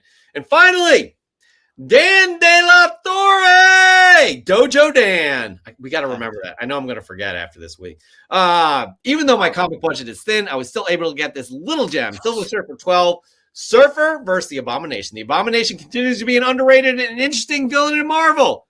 On top of the fact he's actually going to be more involved in the MCU. It's a good pickup, Dan. 100%. I love it. Great pickup. Good stuff indeed. All right, Chris. While we think who our semifinalist is going to be. Yep. I'm going to share my third fresh get of the week. I'm not building this fresh get up by any means. All right. Not at all. It's not that interesting. Although it's kind of interesting. All right. So I was at two. 2 or 3 comic shops this weekend alone. I think 1 yesterday, 2 today, 2 yesterday, 1 today. I picked this one up. I'm going to pick it up every time I see it because I think people are really going to start taking notice of it. It's Marvel Fanfare number 24. Okay. You don't know any of those characters on the cover, or most of you probably don't, except for Mark Lineker, I'm sure. But what is relevant about this book is it's the first meeting between Monica Rambeau and Carol Danvers. Mm-hmm. We have the Marvels coming out next year. Yeah, next year. With Monica Rambeau, Carol Danvers, and Miss Marvel. Yep. Kamala Khan. So, anyways, I just figured that I like seeing this book. I pick it up. So that's my third fresh get of the week. That is a very, very sweet spec. And that goes to what I was talking about in the top 10. You find stuff like that you could get on the cheap. Yeah. Yep. Because you're using your head and Thank you, thinking man. before. You never give me credit, but you've definitely given me credit tonight, and I appreciate that. All right. So we got some decisions to make. That Bobzilla now is off the table. Really? Yeah. Bobzilla, you killed it though. Let's just bring it up again. Like, honestly, I would have picked you in a heartbeat. No doubt. I love it. All right. Chris, I have one now again. You only have one? Yeah. I have 3. Okay. Tell me your 3. Well, Son of Comics really got me this week with that Wonder Woman. That Yara Flor, Future State Wonder Woman. Wow. It's gorgeous cover. It's a gorgeous cover. It is. And like Red Hulk has never approved like he has this book. I mean, you just see it on his face. I approve. Yeah, he does. It's just, no doubt. Man. So that, man, I had to take note of that. But I know what your other one is. I know your other 2 are. I know. E. Marvell. Yeah. Right. Just again, another just whatever he's doing with his lighting. I love how you can't really see the bottom of the book. Is that Venom? Yeah. Or Carnage? No, that's Venom. It is Venom. I see red coming off of his. You see that? Oh, there's red bottom in the bottom right of the book is what you're talking about? Yeah, like little red symbiote little. Yeah, that's a good point. It is a little hard to pick up. I think it's a little too dark in there. That's I liked how it was dark at the bottom though, because it seems like he's coming out of the darkness and he's got that aura, that light that's kind of just glowing off of him. Yeah. So just an amazing job. You know, it's in a way very, very simple, but yet it speaks volumes. Yeah. Okay. I'm gonna do more. Go ahead. I'm gonna queue up this book. I'm gonna bring it up right now. And you're not even. I know it's your 3rd book. Okay, let's do it. This is my 3rd pick. Yeah, it is. I love it. Oh my it's God. So cute, man. It is so cute. Jeff. Yeah. Can you just wait? Let's do. Are you telling me that that's your pick? Hold on, I'm getting it ready. Are you telling me that that's your pick too? What? Did we just become best friends? Yep. Oh my gosh. That is my pick as well. Yes. So this is what I want you to do. I'm going to step aside for a moment. I'm going to step away for a minute. You're going to congratulate Sam Marshall, and you're going to bring that book back up before I get back. And then when I get back, you're going to keep it up, and I'm going to tell you when to bring it down, okay? You're not the boss of me, but okay. Let's do it. I'll be right back. All right. Paul Marshall, 007, new father, bought some books for his son. You are moving on to the semifinals. I need to stretch here and waste a little bit more time so Chris can do something. I have no idea what it is, but anyways, it's a well done shot. This is very creative right here, showing off these books with Grogu in the background, just looking on, wondering what the hell is going on. Why is he up against a wall? and these paper things are showing off his image. Tishu, I have a feeling that's what's happening here. I don't know. Okay, don't take it down yet. Don't take it down. I want everyone. Louis Logic, he's like, who won last week? Fuck, I'm stoned. Okay, don't take it down. I want everyone to look at that face. Look at Grogu. Look at that sweet little face. Look at those big eyes. Look at that Grogu. All right, you can take it down now. Look at that. Look at that sweet little face. Look at that. Look at that. This is my Grogu. Oh. I love Grogu because Grogu. Grogu? Are you Grogu? No, this is Madison. But Madison's my Grogu. If he was, I'd paint him green. But look at those eyes. Look at that face. Oh, look at yes, adorable. He's using the Force. He's using the Force. Anyway, Madison's kind of a hit. People are liking this actually. So maybe we need to have Madison. This is your first appearance on the canon. I'm surprised. What do you have to think about 91 that? episodes. I'm going to be covered in hair, though. Granted, he was causing some trouble during a few episodes, though. I think he was getting into some trouble, no doubt about that. That might have been T'Challa, but Madison's a good one. This is he plays fetch. Madison plays fetch. You could throw him his balls, and he'll go get him and come back and drop him to you. He likes to be held like a baby. Like, you know how you like burp a baby? I said, yeah, just like that. Just like that. Look at that. Oh, yeah. Just like that. Madison is an absolute hit. That's what's up. Madison, again, thank you for this first appearance. Everybody loves it. Let's just, can he read? All right. I'll go put him back. Say Hold bye. on, no, he's gonna end the show with us. He's gonna end the show? Okay. You're gonna I'm so covered in hair. I am covered in hair. Oh, I've never brought the cat in here because I don't like to bring the cat hair into the comic book room, but yeah. By the way, Mark Gronikowski, that's the duo. I've been kicked out. No big deal. It's okay. All right, guys, that is fresh from the comic shop. Saul Marshall 007 is moving on against our semifinalists from last week. We'll get that up this week for y'all to vote on the Instagram. Once again, if you want to submit something to Fresh from the Comic Shop to be eligible to potentially win a prize, all you have to do is post your fresh gets on the Instagram, #FFTCS. Can't hurt to tag us at Comic Book Cannon, and we're going to show off your fresh get each and every week. Chris, criteria, the 3 things that we look for. Go. Sweet kittens.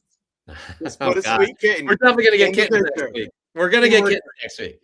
Well, we got presentation.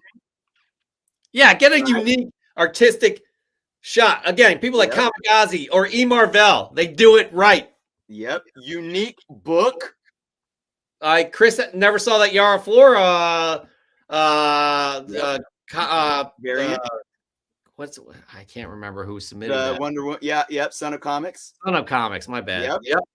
And a nice, lovely story that tells and paints a picture of that book. What it means to you. Yep. That right there ends Fresh from the Comic Shop. The show is not over though. As promised, we're going to roll that Doctor Strange trailer, and we'll talk about it on the other side. It's not Patrick Stewart's voice, could it be? Woo. Every night, I dream the same dream. And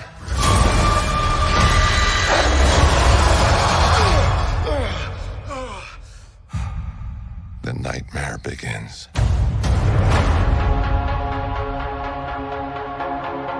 I did what I had to do to protect our world. You cannot control everything, Strange. You opened the doorway between universes, and we don't know who or what will walk through it. Wanda, what do you know about the multiverse? Viz had his theories. He believed it was dangerous. He was right.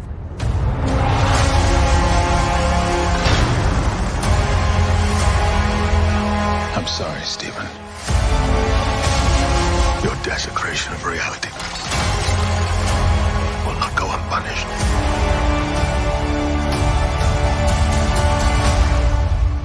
We should tell him the truth.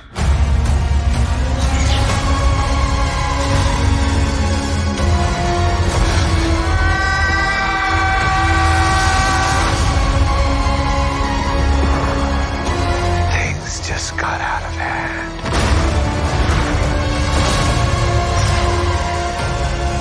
You break the rules. Look out! Become a hero. I do it, I become the enemy.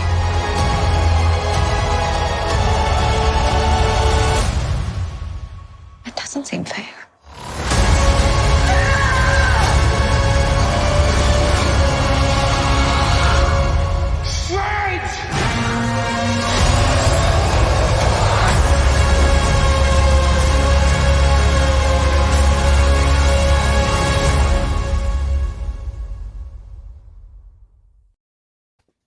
Dude, it's excellent. I'm so psyched for this movie. Again, of course, that can't be Patrick Stewart. No. It's got to be. Let's be honest here. But it's Mark Lineker. It's a good call. The score is excellent. Everything, and you have Raimi's signature kind of look. That camera that goes straight into the eyes. Remember, he did that with Darkman. That was my first introduction to Raimi. I don't know if you remember that movie, the '90s. But geez. Oh, by the way, thank you, T-Shoe. Congrats, guys, on not getting dropped. It's mostly DC or Warner Brother properties where we get kicked off. So, Marvel doesn't get. The point of these trailers, people, is to get.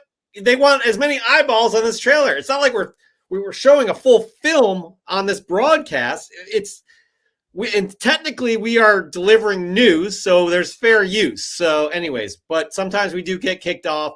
But that's a whole nother thing. Again, going back to what we were talking about at the beginning of the show in the news, Nerdist.com has a great breakdown. Link is down below on this trailer and all the people that could be in it. Also, the Easter eggs based off of this poster right here. It's incredible. Strange and his variants, Sinister Strange, Defender Strange, Wanda and her possible variants, America Chavez, Christine Palmer and her possible variants, Shuma Gorath, a.k.a. Gargantos, Baron Mordo. Baron Mordo doesn't seem like he's evil in this, so that could be a variant.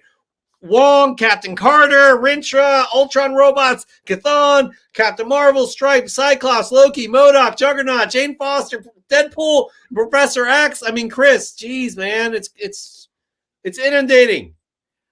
I want to talk about something that nobody else is talking about, and that's the fact that Danny Elfman is. Patrick Rogers said it. Oh my gosh! Look at that! Oh man, twinning. Yeah, I didn't realize that was Danny Elfman. To team up with Sam Raimi because they did such a great job with the Spider-Man films. They teamed up on Darkman. That's going to be awesome. Danny Elfman did that Batman, the Batman '89. Yep, Tim Burton's Batman movies. A lot. Yep. So yeah, good stuff, Patrick Rogers. But yeah, I mean, look, I'm very excited for this movie. I think there is going to be a lot, but I don't think there's going to be as much as we are diving into. I think we'll use No Way Home as an example. And I like how you said it too, Jeff. I mean, and maybe this isn't oranges here, but you know, they could have took that and did too much and it worked. And it worked for the character. It worked for who Spider-Man was and all that. So I'm coming back to Doctor Strange and, you know, and Wanda, obviously her arc matters in this film. And you look at those two characters and you think to yourself, obviously they're a part of this bigger universe, the cinematic universe, and they're setting up so many different things all the time to continue to expand it, to expand the stories. But how much can they really put in one movie? And I don't know. I think when we watch it, though, we're going to be pleasantly surprised at how it all fits and works. Now, one thing that's absolutely crazy to me, though, is the image individual that had the blue and the blue with the fire flames and whatnot, and us questioning who that could be. Is it Monica? Is it oh yes. You're cutting out. So that first half of your, yeah. Wow. So it is my internet. I realized that. It was my internet, not yours, Jeff, earlier. So And I just drinked it all. Okay, sorry. So basically what I was saying was, you got to ask yourself, how much are they going to throw in this movie? We got the two main character arcs that they're going to focus on, but they're constantly trying to connect things and move this universe along.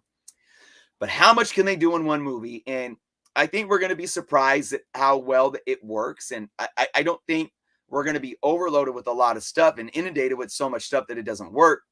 But, I don't think it's going to be as much as we're, speculating it to be. But what I was saying is that when you look at this character with the blue and the flames, people are thinking it's Monica or Maria from another universe. Basically, what my concern with the speculation before the movie comes out and how it pertains to how we buy comic books. I don't know if you guys seen, but there is a still frame image where it's supposedly an 8K image. Yeah. And we should have brought that up. Yeah. We should have brought that. But I'm going to tell you guys right now, in my humble opinion, I think it's fake. You think what's fake? That still frame 8K image. I think it is doctored. Interesting. Not fake, but I think it is doctored. Okay. Because there's a few reasons why. First off, I don't, 8K. I don't think 8K inherently is correlated to pixels. It's frames per second. I don't know. Do you know, Jeff, or are you? 8K, I think it does correlate to pixels. I think frames per second is it's a different way of shooting. 8K is what's on how detailed the image is on the screen. You had HD, then you had 4K, now you have 8K. So I think it does relate to pixels. Now, granted, your eyes can only take in so many pixels where it gets redundant. Like, it doesn't matter how many pixels are there. At some point, your eyes can't take that in. Ow. So I don't know how far our eyes can actually absorb 8K. I just got my internet again. So I'm thinking it backwards here. I'm thinking frames per second in terms of how we could take a still. But think about this, the frames per second. Think about that frame having the pixels. If it's shot in HD. True. But yeah. 4K has more than HD. 8K has more than 4K. Yeah. So, if you look at the picture, though, everything else is still blurry. If you look at that image, everything else is still blurry because the character is moving, in flames and all this. And you're zooming in and supposedly it's 8K. And the only thing that all of a sudden isn't blurred is the face. Why is that? I don't know. Listen, there's so much technology out there that can enhance these images. Maybe they focused on that. But who on social media has the technology to really dissect a still frame like you were working for the FBI, that you had the technology that the FBI or the CIA uses and released it onto social media? So, and if you look at it, even the color tint is different in the face. And I absolutely think that somebody took Jonathan Majors' face and doctored it in there. And yeah, I'm looking this up right now. I don't know. And also, if it is Iron Lad as if it is a Kang variant from Iron Lad, I don't think they would have Jonathan Majors playing him. It would be a younger. It would be a younger Kang variant. By the way, Dan's figured it all out. It was Vladimir Putin, of course. I wonder if he's a Marvel MCU fan. If you look at that image, I am absolutely not convinced. And here's another thing. I don't think Marvel would like movies when you got like focus, the focus of the shot, the depth of field, the focus of the shot, whether or not they're actually whatever they're putting into their trailer, whether you could view it in actual 8K or whether you can enhance the frames per second. Do you really think that Marvel, and Sony, but who went out of the way to take out characters, the other Spider-Man? Like Kishu asked, who took out the 2 Spider-Man from the battle scene? It was Marvel Studios and Sony that they didn't want to give that away. So are they really? So if you're putting a character into a trailer that we know darn well that they don't want us to know yet, you really think they're gonna put it in there so somebody on the internet, some random person on the internet, is gonna be able to 8K zoom in and be able to see, oh look, it's Jonathan Majors? I'm not. I don't know. Marvel's known for doctoring up their trailers to throw us in a different direction. Or that, yes, or they did it on purpose. So yep, we're gonna find out, Chris, in 3 months, and I'm psyched. You're psyched. First off, we do have Moon Knight at the end of March. That'll get us through this time, but anyways, it's exciting.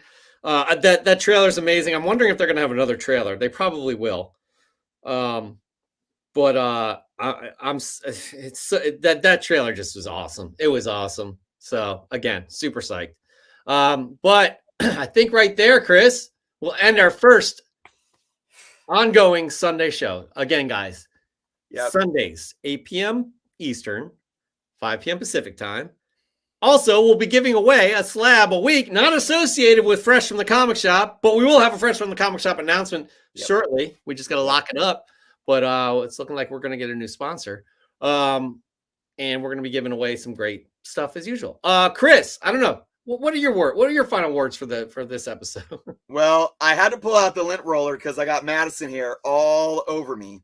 So I've just been, entertaining myself, rolling the lint off. But no, man, I'm happy to be here on a Sunday. I'm happy to see so many awesome people here. I'm just very excited. I really feel we're at a new chapter for comic book canon, hitting that 1K mark. I think, Jeff, you and I, as much as we come here every week, regardless, and give it our all and enjoy the time and the experience with everyone that's here with us, I think there was maybe on a subconscious level, like, man, we're kind of stagnating here. We definitely want to keep pushing this along. And we finally got to this mark. And once we did, you and I both, we started throwing these ideas together and just, really started thinking about more things to improve the show. And we're starting to put them in motion. So I think for all of you, like I said, I'm not just tooting our own horn here, but we got some awesome things upcoming. So hopefully this will be just, like I said, the start of a new chapter moving forward. I'm looking forward to the remainder of this year on the canon. Lots of giveaways, some awesome stuff coming up with Fresh from the Comic Shop as well. A lot of room to grow and soar here, and I'm excited to have all you guys with us. Yeah, I can't top that. All I will say again, so this is the third time I'll say this episode. Our most precious commodity is time, and we truly appreciate you spending your time with us. We love spending our time with you guys. So again, more fun things coming down the road. Thanks all. Again, 8 p.m. Eastern, 5 p.m. Pacific time every Sunday. Y'all be good to yourselves and be good to everybody else. Until next week, see you then. Peace.